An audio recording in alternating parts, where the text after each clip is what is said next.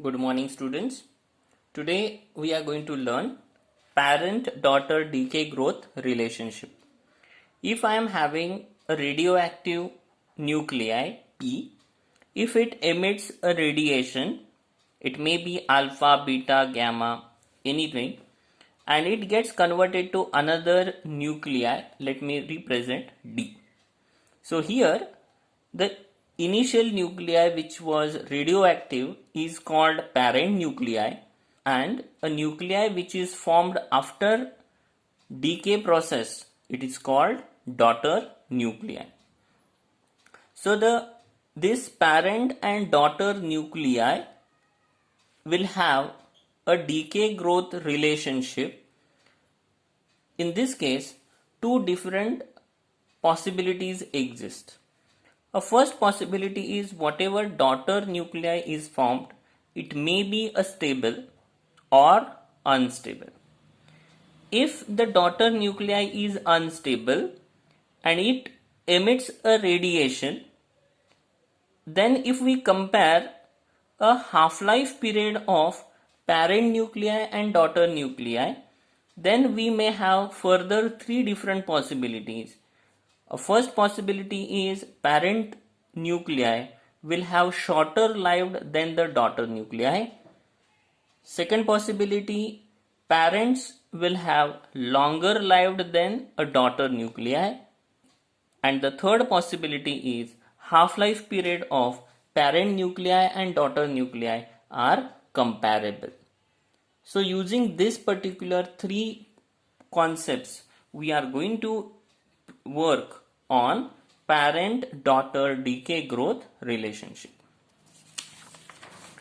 So when a radioactive nucleus decay, it forms a daughter nucleus.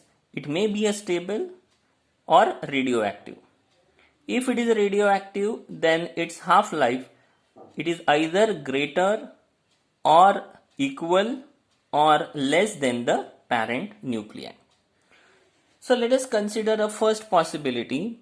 So if a daughter nucleus is stable, in this case, rate of decay of parent nucleus is equal to the rate of growth of daughter nucleus. That means after 6 to 8 half-lives, parent nuclei will decay completely.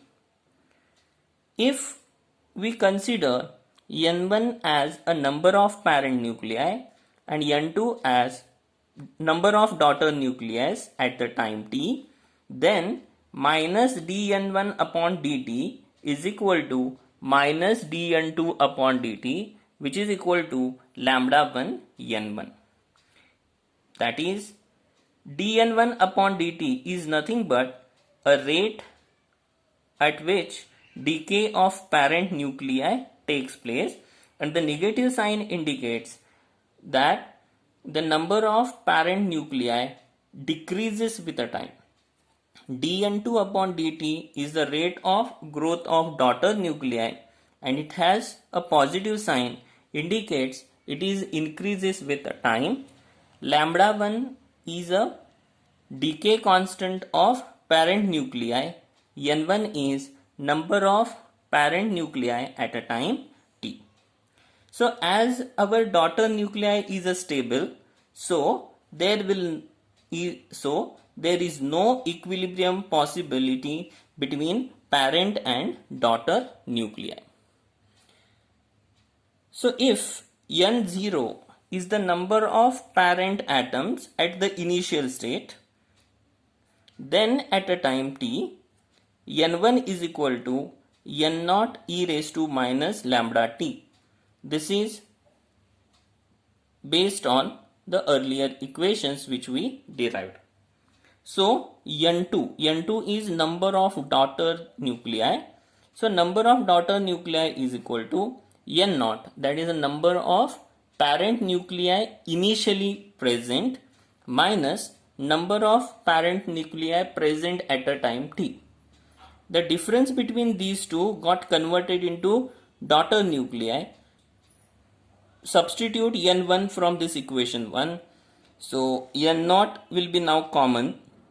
Take out N0 common. We get N2 equal to, that is number of daughter nuclei, is equal to N0, that is the number of parent nuclei in initial stage, in bracket 1 minus e raised to minus lambda t.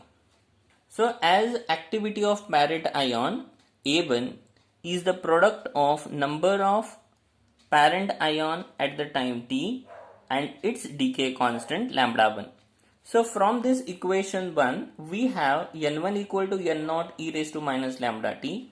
It is substituted in this equation.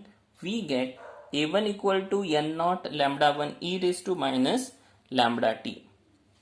So as on decay, each parent atom gives a birth to one of its daughter atoms.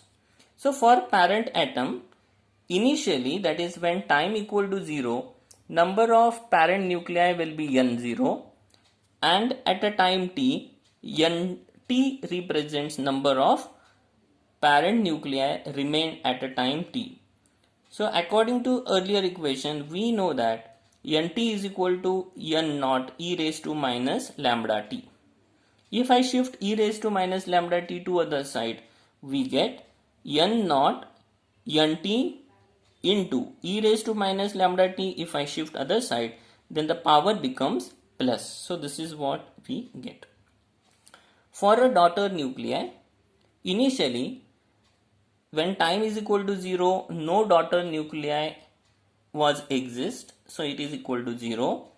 And at a time t, let's consider n dash represents a number of daughter nuclei, which is also equals to a number of parent atoms got decayed. So n dash is equal to n0 minus nt. From this we have n0 is equal to nt e raised to lambda t, which is substituted here. Taken nt common, we get this. E raised to lambda t minus 1, on expanding, we get only one term, that is lambda t. Substitute, so in a place of e raised to lambda t minus 1, lambda t was substituted and we get this particular equation. This equation is generally used to determine age of radioactive sample. So this is one of the important applications of radioactivity. We can find out age of old specimen. To find the age of old specimen, this equation is commonly used. So if I shift lambda as well as n of t to other side, I get this equation where n dash represents number of daughter nuclei and nt represents number of parent nuclei at a time t. Let us see an example.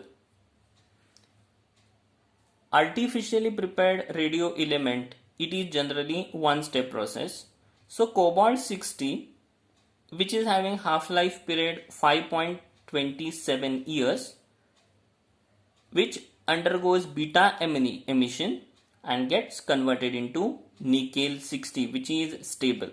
So if we plot a graph of activity versus time, it is seen that the activity of cobalt decreases and that of nickel increases exponentially. Now let us see chain of disintegrations.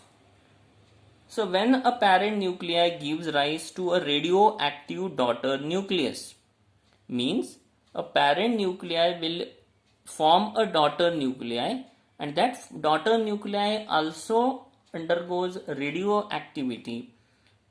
In such situations, a chain of disintegration can be seen.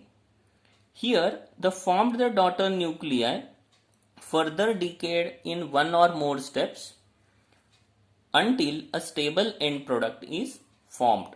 This is one of the example where plutonium 238 undergoes alpha decay to form uranium 234, which further undergoes alpha decay to form thorium 230, which again alpha decays to form radium 226, again alpha decays to form radon 222, and finally once again after alpha decay forms a stable polonium 218 isotope. This is the example of nuclear reaction where chain of disintegration will be seen.